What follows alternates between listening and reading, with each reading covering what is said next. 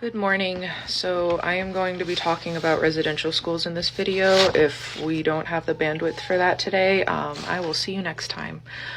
Specifically, we are talking about St. Joseph's Indian School in South Dakota, which opened in 1927 and remains open today. The Guardian wrote this article here, and this passage gives a first-hand account of a past student from that school. But I would like people to pay attention to this third paragraph here. Despite the evidence, there is an active conspiracy to silence survivors and whitewash history. South Dakota passed laws to prevent survivors from seeking damages against the church. So let's take a look at that.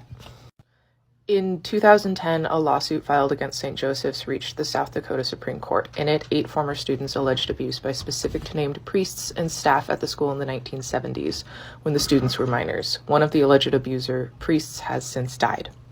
You can pause to read the rest, but we're going to skip to here. In 2010, South Dakota legislature passed HB 1104, an amendment to its childhood sexual abuse bill that barred anyone older than 40 from recovering damages from anyone but the actual perpetrator of the sexual abuse. The bill was created by Stephen Smith, an attorney for St. Joseph's, representing them against similar abuse allegations.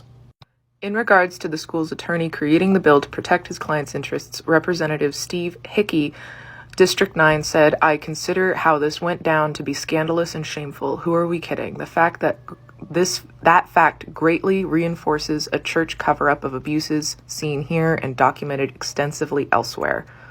He later tried to repeal the bill, but was unsuccessful. The passage of the bill meant that the religious institutions and schools were protected from suits for abuses allegedly perpetuated by their members against children attending the schools in the mid-20th century. So not only is this school guilty of past abuses, they have actively gone out of their way in order to avoid any kind of accountability for them.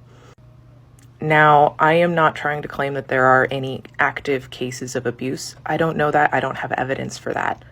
My main statement is they should not continue to profit from Indigenous children, not after the history that they have established here. We have known since 2014 that this school has been using predatory tactics in order to get money. St. Joseph's Indian School raises over $50 million annually from donations. The Catholic Church should not have their hands on Indigenous children.